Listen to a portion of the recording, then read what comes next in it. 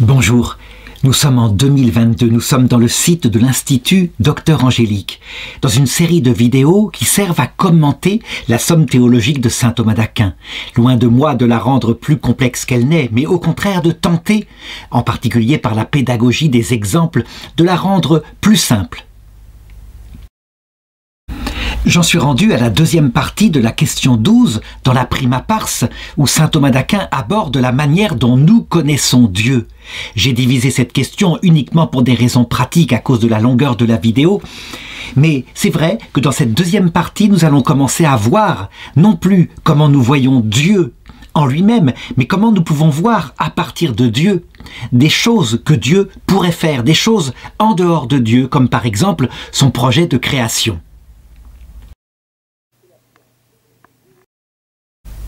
Et ça commence par l'article 8.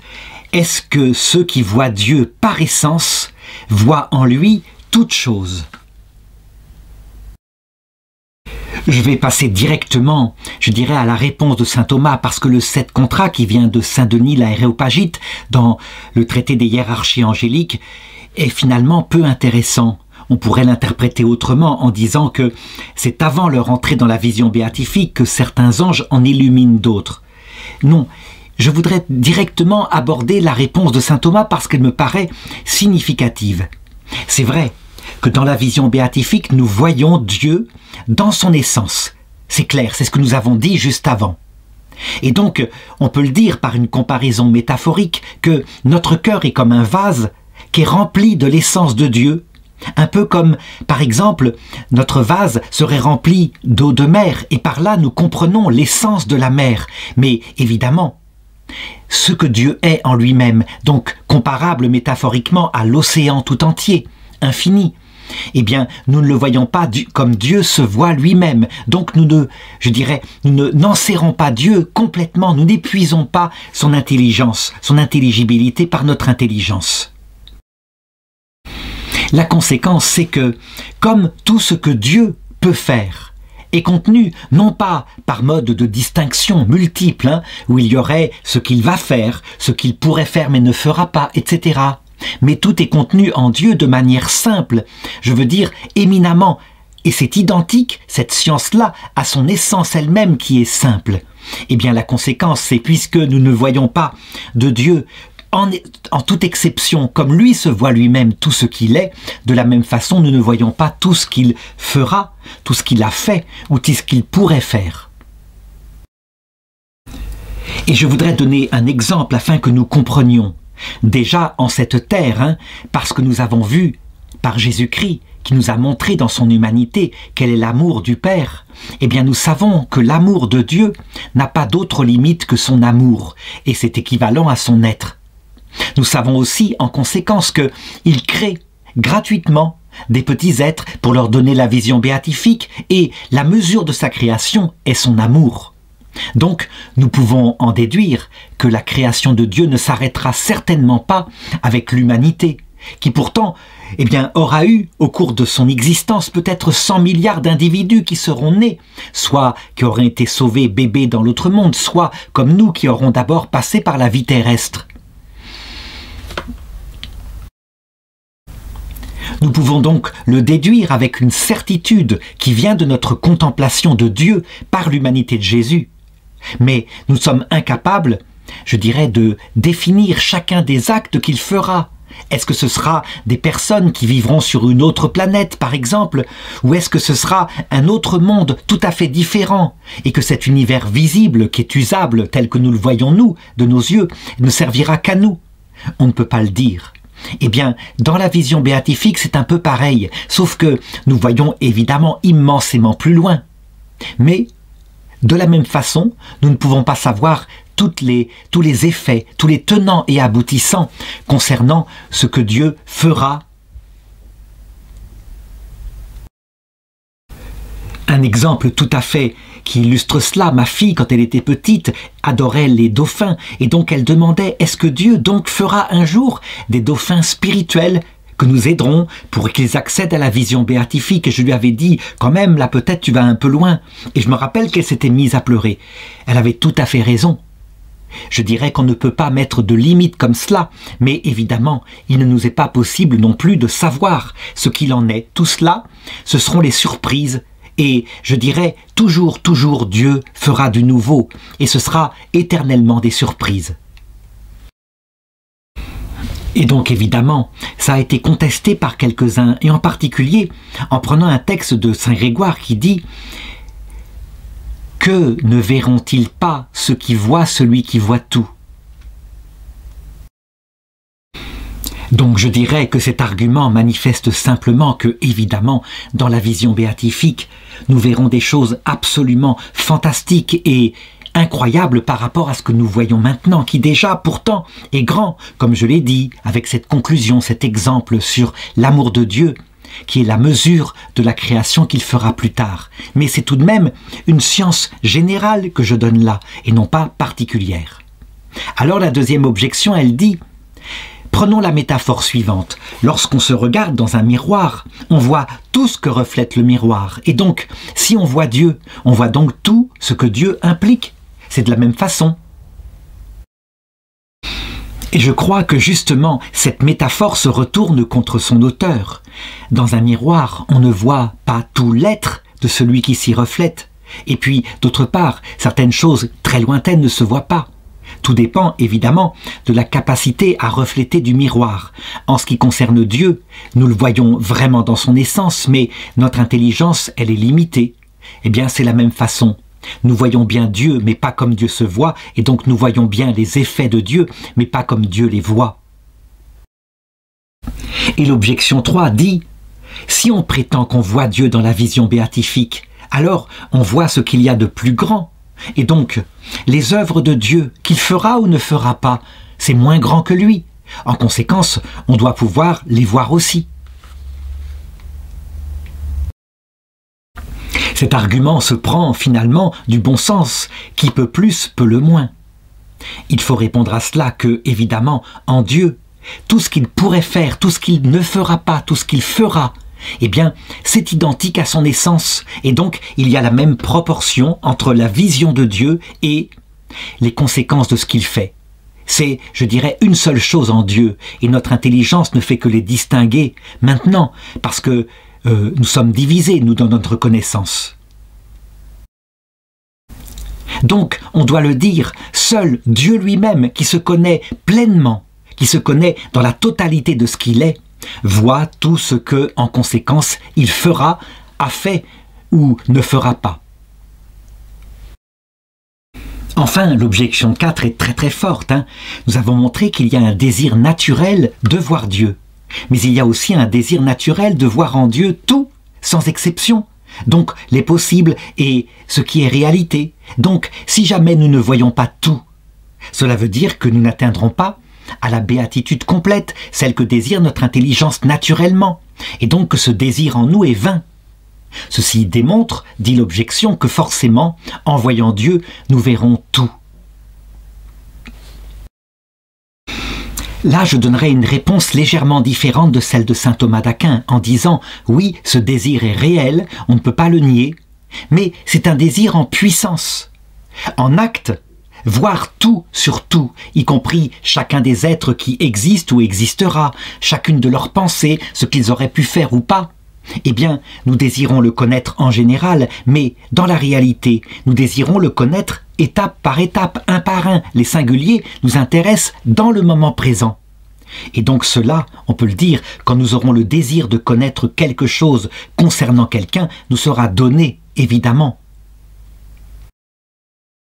Donc, le fait de désirer connaître tout sur tout, bien, n'implique pas de le connaître tout en même temps, bien sûr. Et je dirais que la vie éternelle, justement, le fait que nous resterons par quelque partie de nous-mêmes, soit dans l'évum, dans nos activités extraverbum, soit dans la durée psychologique, soit dans le temps, eh bien, trouve ici son explication. Vraiment, nous passerons notre éternité en rencontrant d'autres personnes qui ont la vision de Dieu, à découvrir tout sur elles-mêmes, et leur cœur est un paradis où Dieu habite.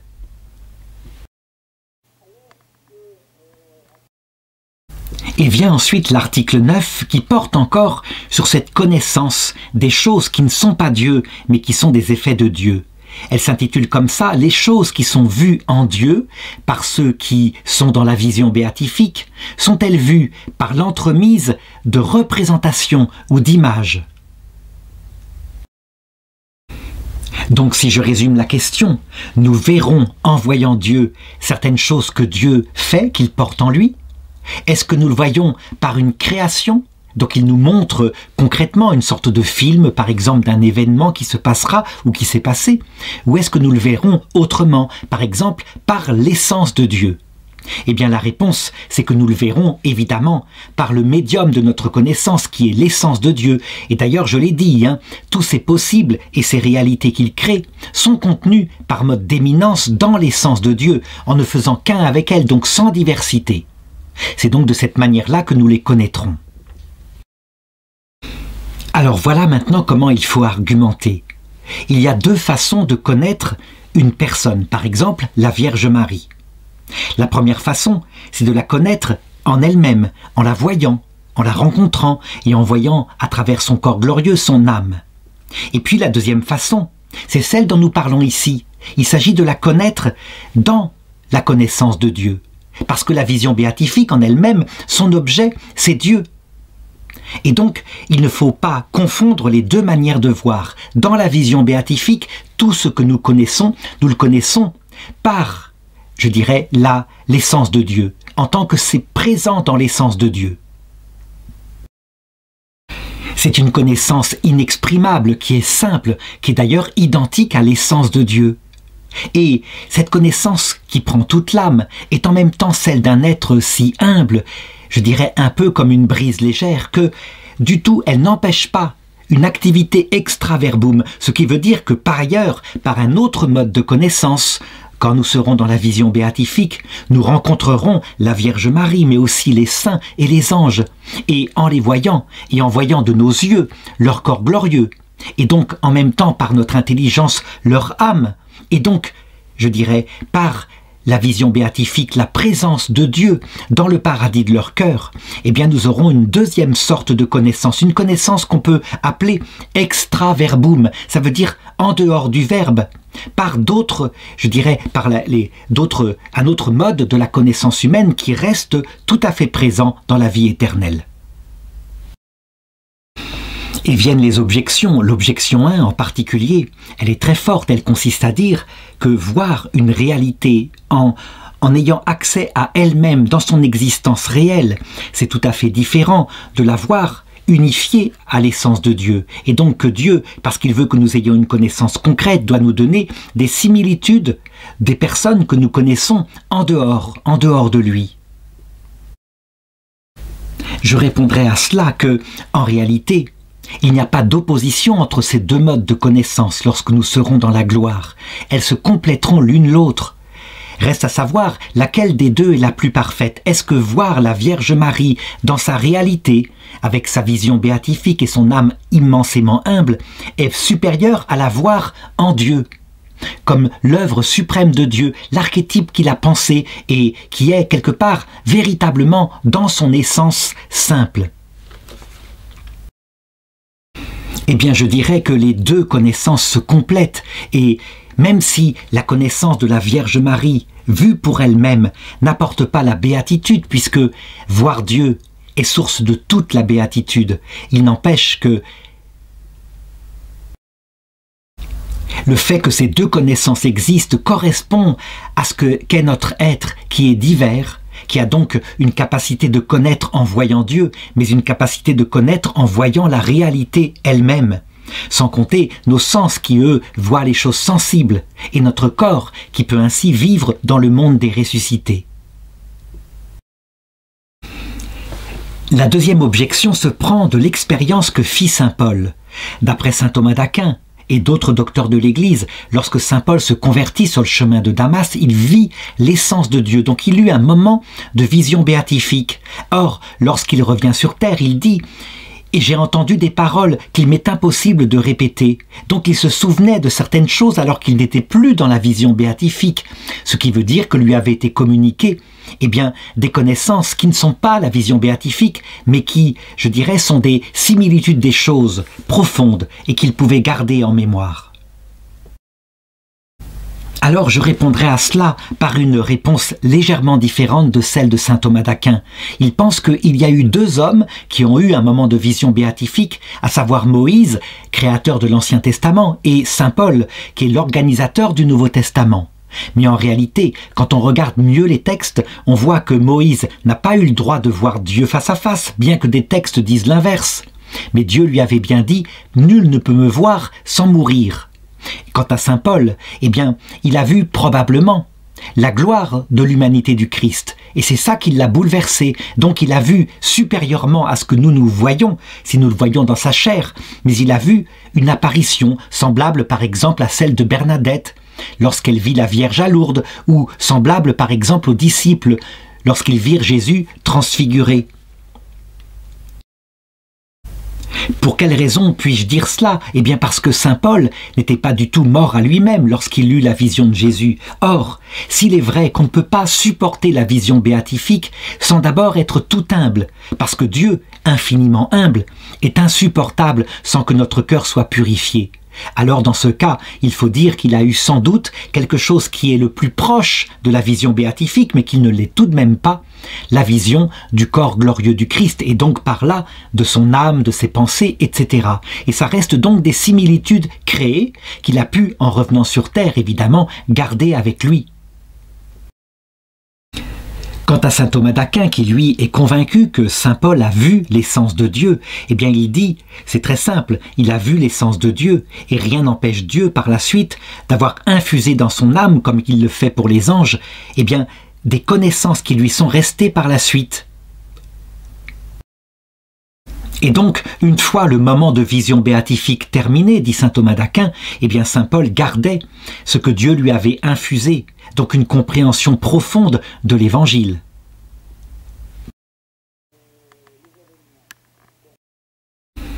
Et vient ensuite l'article 10, toujours sur la façon dont on voit en Dieu d'autres choses que Dieu. Et la question est celle-ci, ceux qui voient Dieu par essence, voient-ils simultanément tout ce qu'ils voient en lui? La question est donc concrète. Lorsque nous verrons en Dieu, par exemple, la vie que Dieu a eue lorsqu'il était avec Jésus, que nous repasserons tout son évangile, est-ce que nous le verrons successivement, scène après scène, comme par exemple maintenant lorsque nous méditons le rosaire, ou est-ce que nous verrons les choses d'une seule fois? La réponse du sept contrat consiste à dire, avec saint Augustin, « Nos pensées ne seront pas volages, allant d'un objet à l'autre et revenant sur elles-mêmes, nous aurons tout ensemble, d'un seul regard, notre science sous les yeux. » La réponse de saint Thomas d'Aquin découle de ce que nous avons dit avant. Donc, dans la vision béatifique, tout ce que nous le voyons dans un seul médium, qui est l'essence même de Dieu, vue dans sa simplicité. Et de même, la diversité des choses qu'il nous montre sont identiques, réellement dans ce Dieu simple, à son essence divine. La conséquence, c'est que, comme il n'y a qu'un seul objet de vision, et que cet objet est simple, eh bien tout ce que nous voyons en Dieu, dans la vision béatifique, nous devons dire que nous le voyons d'un regard simple. Non pas tel que Dieu se voit, où là, sa connaissance, le mode de connaissance de lui-même est aussi simple, mais tel que nous pouvons recevoir cette connaissance. Cette béatitude de l'intelligence qui sera la source de notre béatitude au ciel, eh bien, n'empêche aucunement, comme je l'ai dit par ailleurs, qu'il y ait d'autres canaux de connaissance, comme par exemple le fait de rencontrer, tout en gardant avec soi perpétuellement la vision béatifique, de rencontrer d'autres habitants du ciel, mais aussi de venir sur la terre afin d'aider ceux qui sont encore en chemin. Et c'est ainsi que, en même temps, notre intelligence voyant tout en Dieu, de manière simple, peut voir successivement, dans une autre opération qu'elle a, simultanément, les choses par leur concret, une par une. Alors arrivent maintenant les objections, et la première est très forte. C'est vrai que notre intelligence ne peut considérer, ne peut comprendre en même temps qu'une seule chose. Et donc, en Dieu, puisqu'il y a diversité de choses à comprendre, on doit dire que nous les verrons forcément successivement. La réponse à cette objection est que c'est vrai. Dans notre expérience, nous ne pouvons pas comprendre en même temps ce que c'est que tel problème philosophique et en même temps, dans le même instant, méditer sur un autre problème radicalement différent. Par contre, ce qu'on constate, c'est que quand on connaît un problème philosophique, comme par exemple quand on contemple philosophiquement ce qu'est le concept de beauté, eh bien, dans ce concept-là, peuvent se trouver réunies plusieurs expériences de la beauté qu'on considère à la lumière de ce concept. Eh bien, c'est de cette façon-là que, en Dieu, étant la seule réalité que nous voyons dans la vision béatifique, nous voyons tout le reste, mais sous la raison de cet unique verbe qu'est le concept de notre intelligence.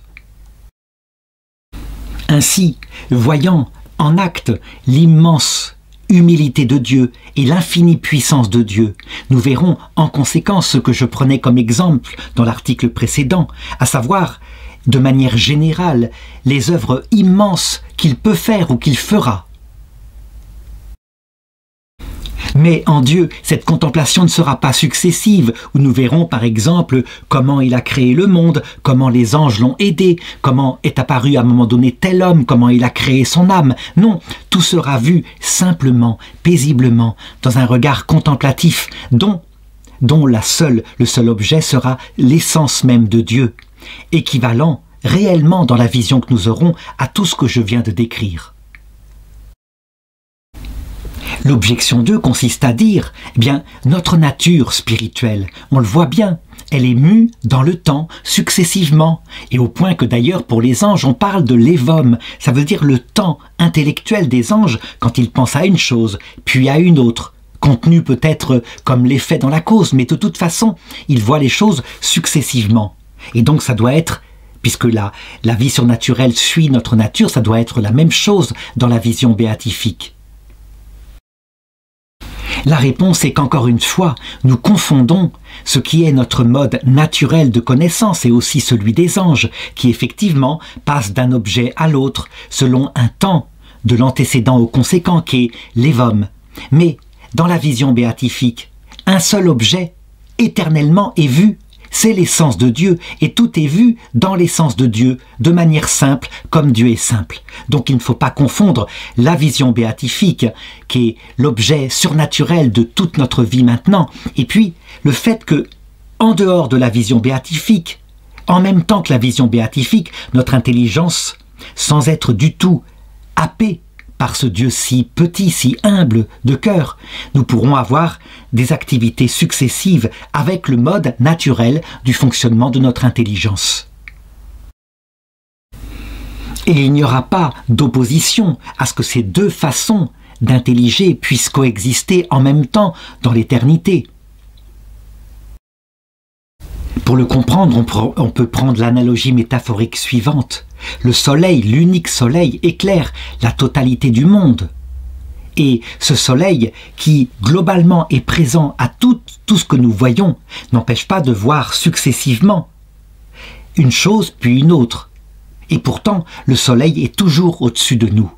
C'est un peu de cette manière-là que la vision béatifique pourra exister en même temps que ces opérations extra-verbum, et nous passerons notre éternité, comme dit sainte Thérèse de l'Enfant Jésus, à faire du bien à ceux qui en ont besoin. Ce qui veut dire à ceux qui seront en chemin encore vers cette béatitude et qui ne l'auront pas encore atteinte.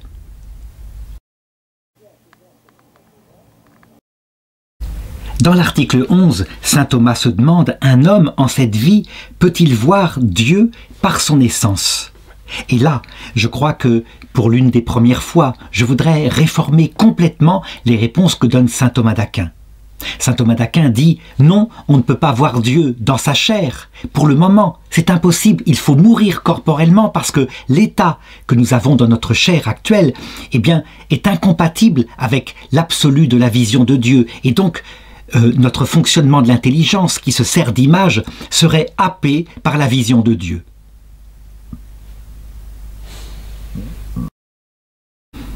Il y a plusieurs contradictions dans ce que dit saint Thomas d'Aquin, et en particulier il les soulève dans les objections, puisque d'abord dans la Tertia Pars il dit que le Christ, dès sa conception, donc dans son intelligence humaine qui était dans sa chair, a vu Dieu, il a vu sa propre nature divine, ce qui explique que sa nature humaine est restée harmonieuse avec sa nature divine dans ses opérations.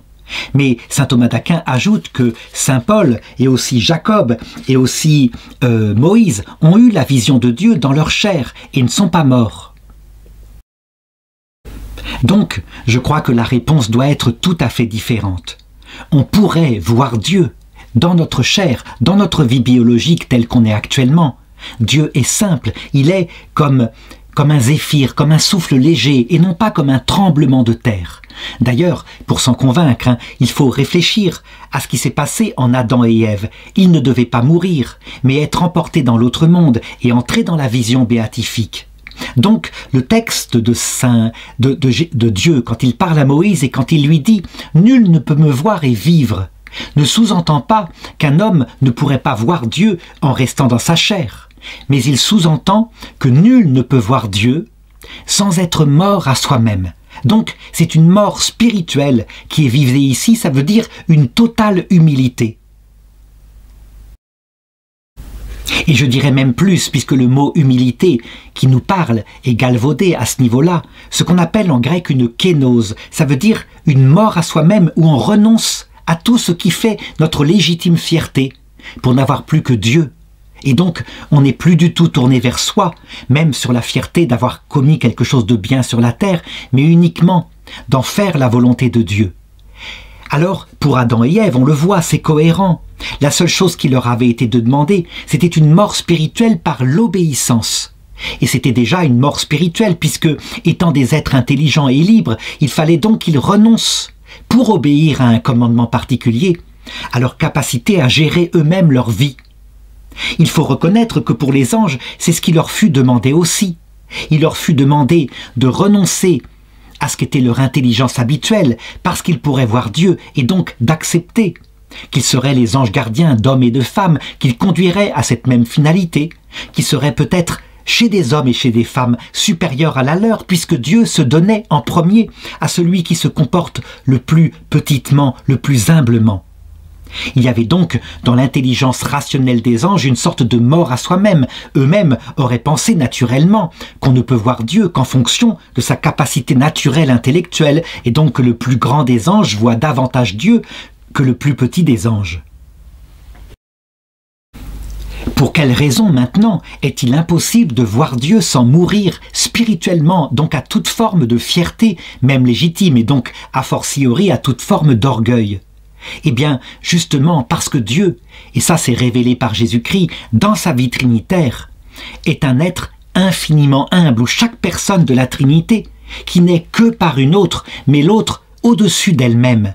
Et c'est ainsi que le Père, qui n'existe comme Père que par son Fils, dit à son Fils « Je t'ai exalté », et le Fils, il dit à son Père comme personne venue sur terre, « Le Père est plus grand que moi ». Il ne parle pas seulement selon sa nature humaine, il parle aussi en tant que Fils éternel, parce que il n'est que par son Père.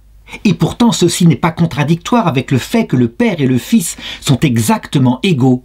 La kénose, c'est un peu ça. C'est se mettre, ou plutôt mettre celui qui est égal à soi, au-dessus de soi-même. C'est une forme immense d'humilité. Une telle humilité, évidemment, ne peut pas être vue par un petit être comme nous. Si jamais nous n'avons pas quelque chose de semblable, nous fuirions, nous ne supporterions pas la vue du Créateur du monde, qui se considère comme plus petit que nous. Parce que le pire, c'est qu'il agit vis-à-vis de nous comme il agit dans sa Trinité, comme le dit saint Jean. Vous ferez des œuvres plus grandes que celles que j'ai faites. Ça, c'est la marque du comportement de Dieu. Et saint Jean ajoute que Jésus avait dit « parce que je vais vers le Père », ce qui signifie qu'il agit vis-à-vis de nous comme les personnes de la Trinité agissent entre elles.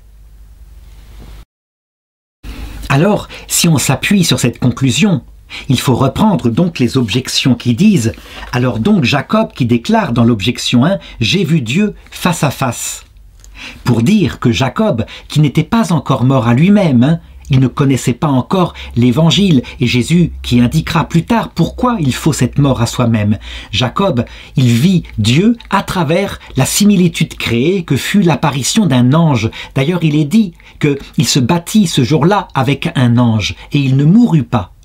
Donc l'ange crée une image, une apparence de Dieu, mais ce n'est pas l'essence de Dieu en elle-même.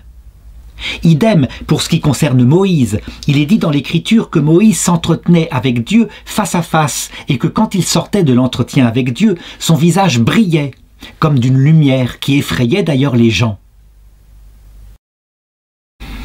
La réponse, c'est que Moïse lui-même n'était absolument pas prêt à la vision béatifique. Il n'était pas du tout mort à soi-même. Et d'ailleurs, c'est pour ça que pour le signifier, à cause de désobéissance de Moïse aux eaux de Mériba, Dieu l'empêcha d'entrer dans la terre promise, Canaan, qui signifiait l'entrée directe au niveau spirituel. C'est ce dont elle est le symbole, cette entrée dans la vision béatifique.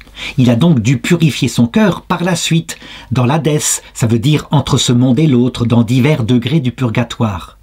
On le voit d'ailleurs par sa loi, qui est une loi adaptée à des cœurs durs, et qui parfois émane de son propre cœur, qui est de sa génération. Donc, il vaut mieux dire que Moïse n'a pas vu Dieu, comme d'ailleurs c'est dit « Je me montrerai à toi de dos ». Mais que lui aussi, comme d'ailleurs le disait saint Grégoire Palamas, n'a vu que des grâces émanant de Dieu, des grâces en l'occurrence qu'on peut dire créées, alors que saint Grégoire Palamas parlait de grâces incréées. Ceci, grâce incréée, c'est évidemment identique à l'essence de Dieu, et donc c'est peut-être au niveau théologique quelque chose de problématique. Troisième objection. Que dire de ce qui concerne Jésus? C'est vrai que saint Thomas d'Aquin le montre, Jésus a eu la vision béatifique dès sa conception, et le pape Pie XII reprend cela dans une encyclique, ce qui veut dire que c'est probablement peut-être pas un dogme absolu, mais plus en tout cas qu'une opinion. Eh bien, on doit dire que l'âme humaine de Jésus, lorsqu'elle est conçue, elle est innocente, elle est sans orgueil, et donc les petits enfants innocents, qui n'ont pas encore développé un moi fier et orgueilleux, voient certainement plus facilement Dieu que nous-mêmes. Leur âme n'a pas d'obstacle, elle est limpide, et donc probablement il est possible que les petits enfants voient Dieu directement. Cependant, comme on le voit dans la cohérence de l'Évangile, l'entrée dans la vision béatifique, pour nous, est un acte libre qui ressemble à un mariage, ce qui implique notre consentement. Eh bien, à part pour Jésus, qui est dans son humanité, qui n'est pas une personne humaine, mais qui est la nature même du Verbe fait chair. À part pour Jésus, des bébés n'ont pas, me semble-t-il, la vision béatifique, parce qu'il ne serait pas correct que Dieu épouse bébé, quelqu'un qui ne peut pas encore le choisir. L'objection 3 est une objection étrange, prise par saint Augustin qui dit « Regardez, quand nous regardons ensemble comme philosophes, deux choses, une vérité particulière, par exemple sur l'homme, sur la femme, et que nous tombons d'accord. C'est donc qu'il y a quelque chose qui nous rend d'accord. » Et saint Augustin répond « Qu'est-ce qui nous rend d'accord là-dessus qui fait qu'il n'y a pas de discussion entre nous face à une vérité ?» Comme par exemple celle de dire que la plupart des femmes aiment leurs enfants. Eh bien saint Augustin répond, c'est évidemment la lumière divine, et c'est parce que nous voyons en cette vie quelque chose de la lumière divine que nous tombons d'accord. Saint Thomas d'Aquin va répondre, évidemment, que ce n'est pas la lumière divine vue dans son essence, mais que c'est la réalité des choses, l'observation de l'homme et de la femme, et que, effectivement, ça participe, comme c'est une vérité, à ce qu'est Dieu, en tant que vérité suprême, créateur du monde. Mais là, pour le coup, cette vérité-là n'est pas du tout vue à travers la contemplation de l'essence divine, mais par l'observation des choses elles-mêmes. Donc ce n'est pas du tout pareil. On ne peut donc inférer de cela que, sur cette terre, nous pourrions avoir la vision béatifique. Mais on ne peut pas non plus nier que si Dieu le voulait et s'il rencontrait une âme limpide en cette terre, tout humble et tout amour, sans aucun recul sur elle-même, purifiée, qu'il ne puisse pas, en cette terre, dans sa chair, lui donner la vision béatifique. Bien sûr qu'il le pourrait, de même que dans la nature humaine du Christ, il y a eu la vision béatifique. L'objection 4 vient encore de saint Augustin qui dit que dans la vision intellectuelle que nous avons des choses, nous ne nous contentons pas de regarder extérieurement ce qui apparaît, ce qui est sensible, mais nous pénétrons l'essence des choses par notre connaissance, et notre connaissance est d'autant plus profonde que nous connaissons les choses par leur essence. Et donc, saint Augustin en conclut que parce que Dieu est vu dans la vision béatifique par son essence, rien n'empêche qu'on puisse, dans sa chair, voir Dieu face à face. Saint Thomas d'Aquin, qui donc est pour l'opinion qu'il est impossible de voir Dieu tant que nous sommes dans cette chair mortelle, eh bien, répond par une constatation. De fait, nous ne voyons pas Dieu. Dieu est présent en nous, dit-il, par mode de présence, d'essence et de puissance. Saint Thomas d'Aquin, qui donc est pour l'opinion qu'il est impossible de voir Dieu tant que nous sommes dans cette chair mortelle, eh bien, répond par une constatation. De fait, nous ne voyons pas Dieu. Dieu est présent en nous, dit-il, par mode de présence, d'essence et de puissance. Présence d'immensité, en ce sens qu'il nous crée, et donc il nous porte dans l'être tout le temps. D'essence, parce que son action n'est pas différente de son essence, il est présent réellement en nous, et de présence, en ce sens. Alors, par mode de puissance, en ce sens que c'est lui qui, par sa puissance, nous maintient dans l'être. Par mode d'essence, parce que on ne peut pas séparer son action puissante de son essence, et donc il est présent à moi-même par son essence dans chacune des molécules de mon être, et enfin par mode de présence, parce que en outre sa présence là, puisque son essence est là, il peut se manifester par sa présence affectueuse, et c'est ce qui se passe dans le domaine de la grâce. Donc, saint Thomas constate que Dieu ne se donne pas autrement que cela, mais je crois qu'on doit le maintenir, ne serait-ce qu'en observant, je dirais, le cas unique du Christ, que Dieu pourrait très bien, pour une personne purifiée, dont les qualités du cœur sont adaptées à la vision béatifique, se donner à elle dans sa chair, tout simplement parce que Dieu n'est pas un feu brûlant, mais une brise légère. Il ne détruirait pas sa chair fragile en se montrant à elle face à face, mais de fait, il ne le fait pas, ou alors exceptionnellement, il le fera lorsque nous serons dans l'autre monde.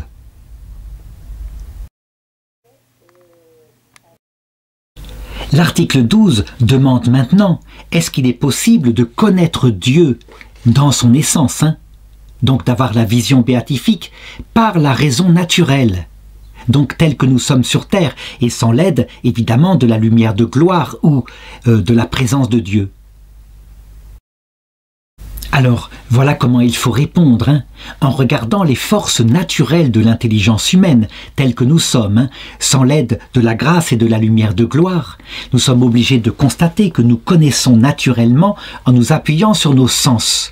Donc, nos sens voient diverses créatures qui passent devant nous, qui sont toutes liées plus ou moins à un corps. Et petit à petit, nous nous élevons du concret, sensible, à son intelligibilité, et à une intelligibilité de plus en plus profonde. On le voit d'ailleurs dans la croissance des enfants, qui au point de départ ne voient que cette petite forme grise qui passe et qui est leur petit chat, pour au bout d'un certain temps, peut-être vers l'âge de 3 ans, ayant vu d'autres chats, comprendre ce qu'il y a de commun entre les deux, qui est déjà une abstraction, le concept de chat, puis, en voyant un lion, voir qu'il y a quelque chose de commun, et donc parler du félin, et puis, en voyant d'autres animaux, savoir que tout ce qu'il y a de commun à ces choses-là sont des animaux, c'est d'être des animaux. Donc on a une abstraction de plus en plus profonde, qui peu à peu d'ailleurs nous permet d'atteindre à des concepts abstraits qui en eux-mêmes sont assez séparés de la matière. Donc il ne s'agit plus seulement de voir le concept de chat, mais le concept de beauté, d'infinité, de bonté, etc. Donc il est évident que de cette manière-là, puisqu'elle passe par nos sens et que notre intellect actif, abstrait de ce que nous voyons par nos sens, son intelligibilité, nous ne pouvons pas voir Dieu. Nous pouvons par contre voir quelque chose de Dieu en contemplant soit ses œuvres, celles qu'il a créées, c'est évident, puisque les œuvres sont forcément en rapport avec leur auteur. Et donc nous pouvons remonter d'abord à l'existence de l'auteur, et puis aussi à certaines propriétés que cet auteur-là a, ce que nous avons vu dans les questions jusqu'ici, par mode de négation de ce qui est limité dans les créatures, ou par mode d'éminence pour ce qui est noble et non limité dans les créatures. Donc par exemple, nous nions la limite dans la créature, elle ne peut pas être appliquée en Dieu, et donc Dieu est infini, mais nous déclarons que Dieu a éminemment cette notion qui n'a pas de limite, qui s'appelle la bonté. Donc Dieu est éminemment bon. Ce sont les trois modes de contemplation que notre puissance naturelle peut atteindre sur terre, donc par mode de cause, par mode de négation, par mode d'éminence. La deuxième manière d'atteindre Dieu, je dirais outre sa création, c'est de regarder son humanité qu'il s'est unie par le Christ, et puis ceux qu'il a forgés à l'image de Dieu, à savoir les saints, les anges, la Vierge Marie. Lorsque nous voyons un saint, nous avons quelque part un complément de l'image de Dieu présent dans la nature humaine du Christ et dans sa vie. Cependant, là encore, nous passons par une créature, la nature humaine du Christ, ou alors la Vierge Marie, ou les saints qui sont à l'image de Dieu, pour remonter jusqu'au Créateur. Donc nous ne voyons pas sur terre, par nos forces naturelles, nous ne voyons pas, comment dirais-je, l'essence de Dieu. De plus, pour la dernière connaissance que je viens d'indiquer, lorsqu'on contemple Dieu à travers l'humanité du Christ, il faut ajouter que ce ne sont pas simplement nos forces naturelles, qui nous est donné une grâce qui surélève notre intelligence avec la foi, la charité et l'espérance. Et donc, c'est une connaissance qui déjà est surnaturelle. La conséquence de cela, c'est que, bien évidemment, sans l'aide de la lumière de gloire, qui serait une grâce sanctifiante surélevée, il nous est impossible, par les forces naturelles de notre intelligence, de voir Dieu. Et ceci ne s'oppose pas du tout, comme je l'ai montré précédemment, au fait que, naturellement, notre intelligence, elle a le désir de voir Dieu. Mais c'est une velléité, et il faut que Dieu réponde à ce désir par sa grâce puis sa gloire, pour qu'elle soit réalisée en acte. Alors je voudrais maintenant aborder quelques objections, comme celle de Boès qui dit « Dieu est une forme pure, simple ». Et donc on ne peut pas atteindre, en ce qui concerne dans la vie terrestre, une forme pure comme cela. C'est impossible. Donc ce que j'appelle une forme pure, c'est par exemple le concept de bonté. Dans sa plénitude, on ne peut pas le comprendre. On peut comprendre quelques réalisations, comme par exemple un enfant qui est bon, un animal qui est gentil, des choses comme cela. Mais le concept en lui-même nous dépasse. Idem pour le concept de beauté. Et donc Dieu, qui est la forme pure par excellence, ne peut pas être connu. La réponse que donne saint Thomas d'Aquin, certes, nous ne pouvons pas connaître la plénitude de ces concepts et de ces formes pures, mais nous pouvons savoir de Dieu, par exemple, qui il est, et puis nous pouvons savoir quelques aspects, soit par mode de négation, par exemple en niant en Dieu la méchanceté, ou par mode d'éminence. Ça se fait toujours par l'intermédiaire et par comparaison aux créatures. Et ça, c'est le propre de la manière naturelle dont en cette terre nous voyons Dieu. La deuxième objection vient d'Aristote qui dit « Constatons ce que c'est que la connaissance humaine. Nous connaissons tout par le mode d'image. C'est vrai. » Par exemple, je prenais tout à l'heure le concept de bonté. C'est par l'image de choses bonnes, concrètes, que nous avons vues, que nous pouvons comprendre ce concept, ou en tout cas quelques aspects de ce concept. Par exemple, si nous voulions parler de la bonté spirituelle d'une personne, nous comprendrions par exemple en considérant l'acte héroïque d'un saint qui a donné sa vie pour Dieu ou pour son prochain, et qui véritablement est concrètement un exemple de ce qu'est la bonté. La réponse est que, évidemment, les images comme cela ne peuvent représenter Dieu, mais que de loin, par mode de vestige, un peu comme quand le Christ, dans son humanité, nous donne des images non créées de main d'homme, donc ce ne sont pas des projections venant de notre psychisme, mais il les fait lui-même à travers sa vie. Nous avons une compréhension de Dieu, mais ça reste une compréhension qui n'est pas la vision béatifique. Certes, elle est fondée sur la foi, donc sur une grâce, comme je l'ai dit, mais Dieu s'adapte ici au mode naturel de nos connaissances, de notre connaissance sur terre, à savoir par l'intermédiaire des images. J'ajoute que Dieu pourrait très bien, pour une âme purifiée, faire autrement et lui infuser pas seulement des idées, donc des connaissances de type prophétique, mais véritablement venir informer dès maintenant en cette terre, s'il le voulait, son intelligence, par son essence directement. Il n'y a pas d'objection à la vision béatifique en cette terre, comme je l'ai dit plusieurs fois, à cause de ce que vit le Christ dans son humanité sainte, ainsi que sans doute, peut-être, des petits-enfants limpides. Alors une dernière objection, dit ceci, la connaissance de Dieu, elle appartient aux purs, à ceux qui ont le cœur limpide, puisque c'est une connaissance par la grâce et que la grâce n'est pas donnée aux méchants. Or, la connaissance de Dieu qu'on obtient par la raison, elle peut aussi arriver à des méchants. C'est juste une question de raisonnement. On pose donc le fait que le monde devant nous ne peut pas venir de nous-mêmes, et donc on en induit l'existence d'une cause adaptée. Les démons eux-mêmes, dit l'épître de Saint Jacques, croient en l'existence de Dieu, ou plutôt la démontrent par leur raison propre. Donc on doit pouvoir conclure de cela que cette connaissance rationnelle n'est pas une vraie connaissance de Dieu. Alors, là, la réponse de saint Thomas d'Aquin va être simple, toujours distinguer, dans les sagesses, plusieurs sagesses. On peut dire globalement que sur Terre, il y a 3 sagesses, tandis qu'il y en a 2 autres dont je vais parler et qui se passent dans l'autre monde. Sur Terre, la sagesse philosophique consiste à contempler quelque chose de ce que Dieu est, à savoir comme créateur, à nier des choses qu'il n'est pas, donc toutes les limites, et à dire éminemment qu'il a certaines qualités, comme celles qui n'appliquent pas de limites, à partir de la contemplation de la créature. Et ça, n'importe quelle intelligence naturelle peut le faire, qu'elle soit bonne ou qu'elle soit mauvaise.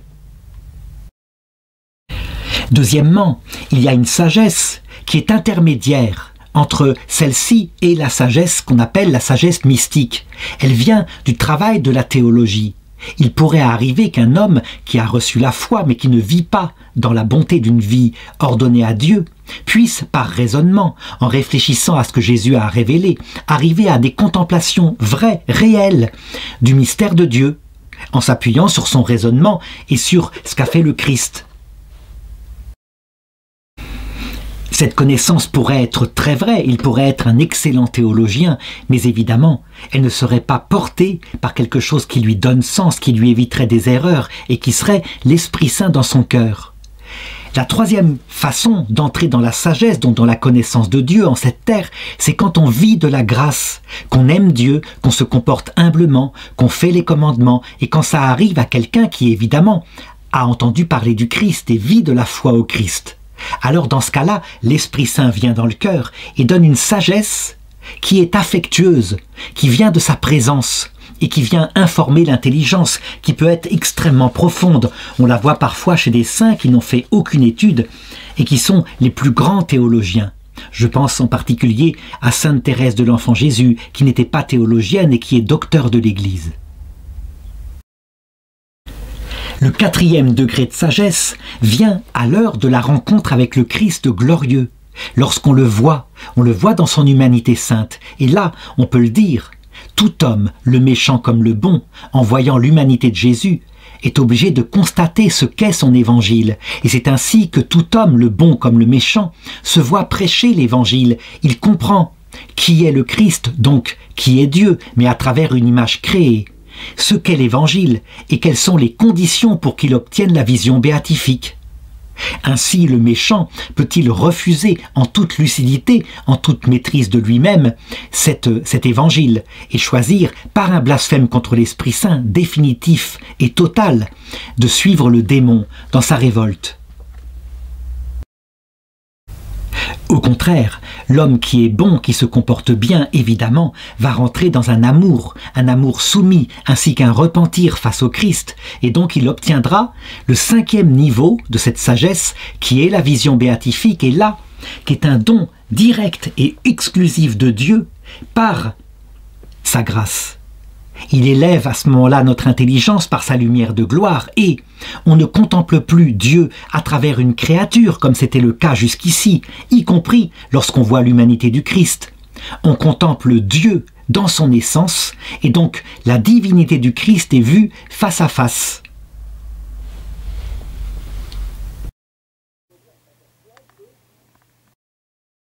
Enfin, vient le dernier article de cette question.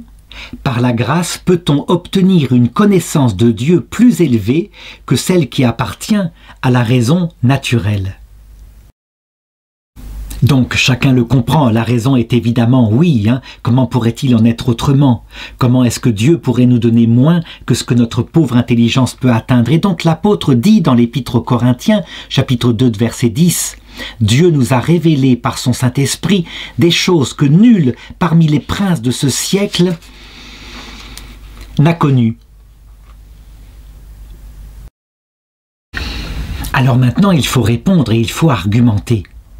Dans la connaissance, on peut distinguer deux choses, le mode par lequel nous voyons et puis l'objet qui est vu.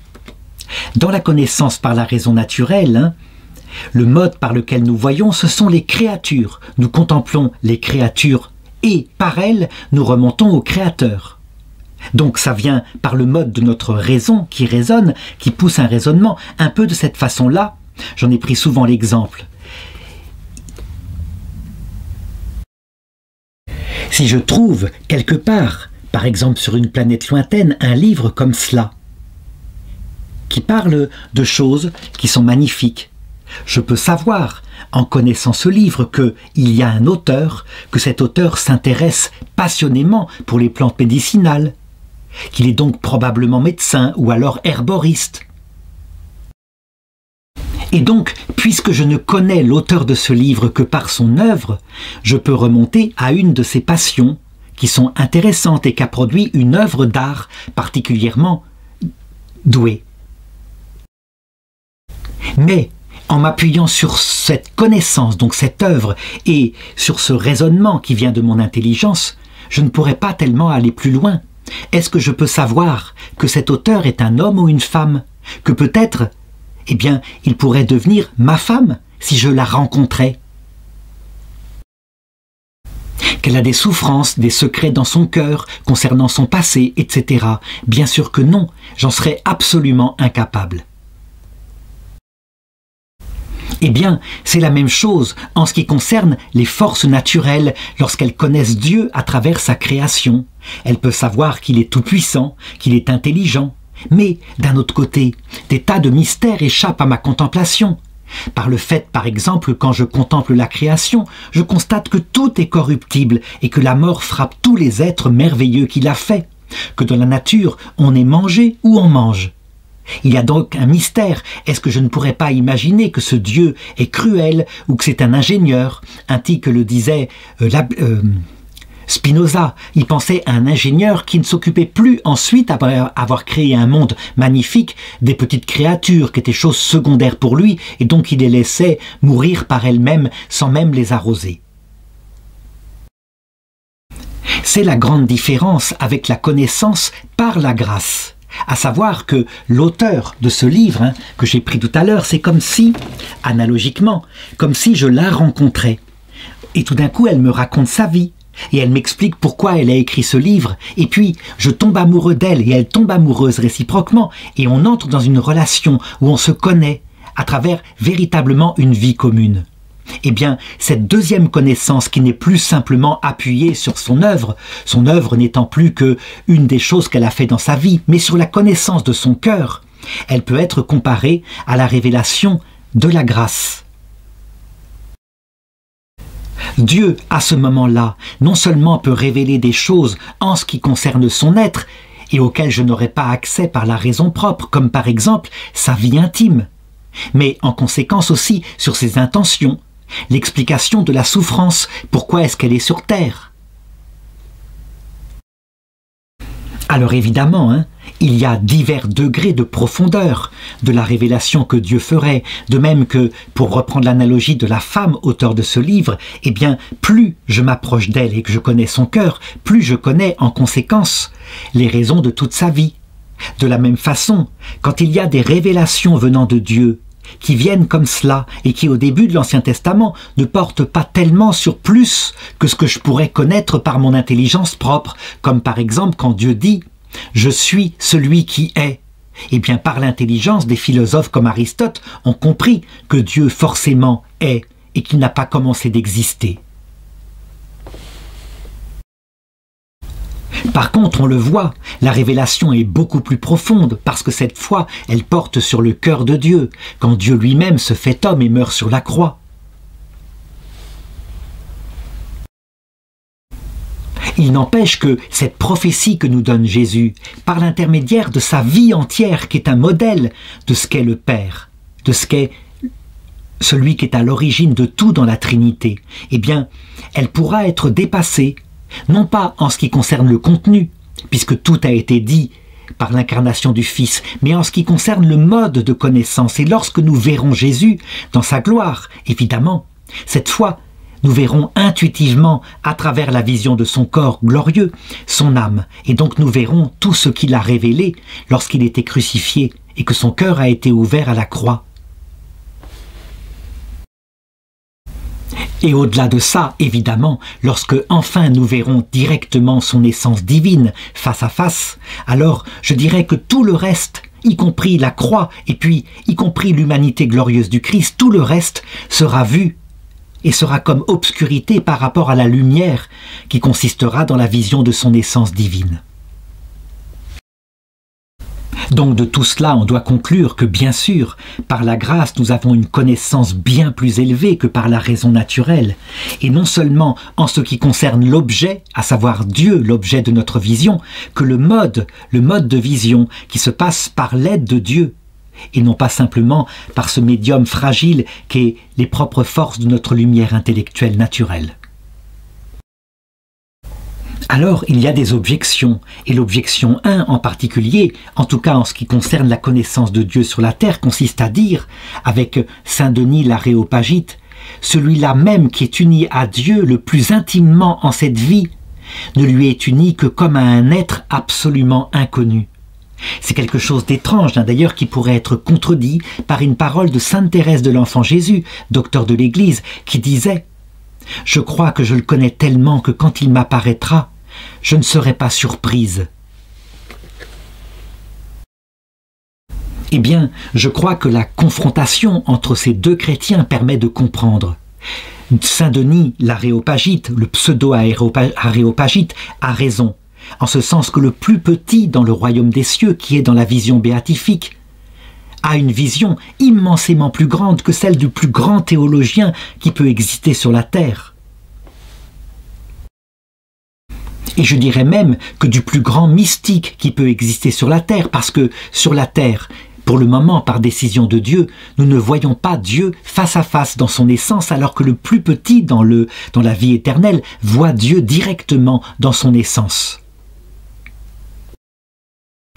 Cependant, et c'est là que sainte Thérèse de l'Enfant Jésus, eh bien, elle ajoute quelque chose. C'est vrai, par le Christ, quand même, nous est révélé une réalité concernant le cœur du Père, selon ce que disait Jésus, qui m'a vu, a vu le Père. Et donc elle, qui vivait de Jésus, qui le contemplait, elle savait tout ce qui est connaissable, mais évidemment, dans un mode qui est absolument lointain de celui qu'elle a pu voir, d'abord à l'heure de sa mort, quand la Sainte Vierge est venue la chercher, et puis lors de son entrée, le jour même, dans la vision béatifique. Donc on doit conclure que bien sûr, elle a été stupéfaite. La deuxième objection consiste à dire que tant que nous sommes sur terre, que ce soit par la grâce ou sans la grâce, nous connaissons Dieu par l'intermédiaire d'images créées, soit dans les créatures que nous observons, qui sont autour de nous et qui nous permettent de remonter au Créateur, soit par la contemplation de l'humanité du Christ, qui tout de même est une image dans notre imagination, et nous extrayons de là l'intelligibilité. Donc, manifestement, dit saint Denis, il n'y a pas tellement de différence entre la connaissance philosophique, la sagesse philosophique, et la sagesse révélée par le Christ. Alors évidemment, cet argument ne tient pas. D'abord parce que les images, c'est un mode de connaissance terrestre, mais les images peuvent être plus ou moins puissantes. D'autant plus que par la raison naturelle, les images ne portent que sur des œuvres extérieures à Dieu. Un peu comme j'ai parlé, par exemple, de ce livre tout à l'heure, ou alors de cette télécommande, qui ne peut me parler que du fait qu'un ingénieur quelque part l'a pensé. Rien d'autre, sa puissance, son intelligence mathématique, des choses comme cela. Tandis que les images que donne Jésus, elles portent directement sur le cœur de Dieu, et donc elles vont beaucoup plus loin. Et aussi par le mode. Nous connaissons par philosophie, à travers le mode de notre lumière intellectuelle, alors que par Jésus-Christ, il nous communique en plus la lumière de sa grâce, donc de son Saint-Esprit, qui vient illuminer surnaturellement et nos sens, et notre imagination, et notre intelligence. Donc c'est une lumière, sous ce rapport-là, supérieure à la raison naturelle. Et la dernière objection, elle se prend cette fois de la différence entre une connaissance rationnelle par la raison naturelle de Dieu, qui est par une démonstration solide. Un peu comme je l'ai dit, je peux prouver que ceci a un auteur intelligent quelque part. Tandis que les connaissances concernant le cœur de Dieu, pour le moment, elles ne sont données que par l'intermédiaire de la foi. La foi est une confiance affective, donc la connaissance de foi est un mode bien inférieur au fait de savoir parce qu'on l'a démontré, ou de voir comme ça arrivera dans l'autre monde, lorsque nous serons face au Christ qui nous apparaîtra.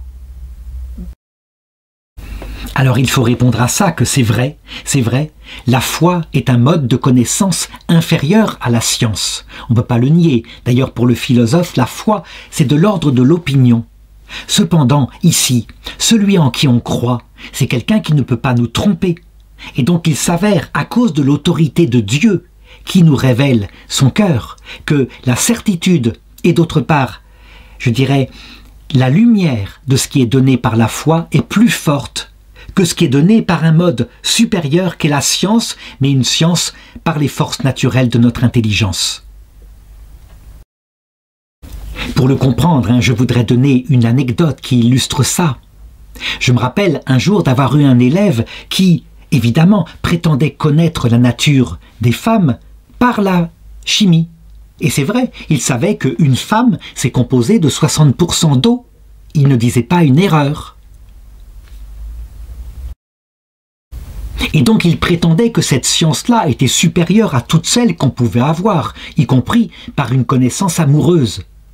Et là, bien évidemment, il a changé d'opinion par la suite. On ne peut pas réduire une personne humaine, une femme bien-aimée, à cette composition chimique. Il prétendait, étant jeune, que l'amour lui-même était une réaction chimique, et donc qu'il n'y avait pas rien de réel là-dedans. Et puis quand il a expérimenté l'amour, il s'est rendu compte que l'amour fait pénétrer dans quelque chose de profond dans la personne humaine, son âme, ses intentions profondes, et que ceci dépasse évidemment la chimie. Eh bien, c'est un peu analogue à notre propos.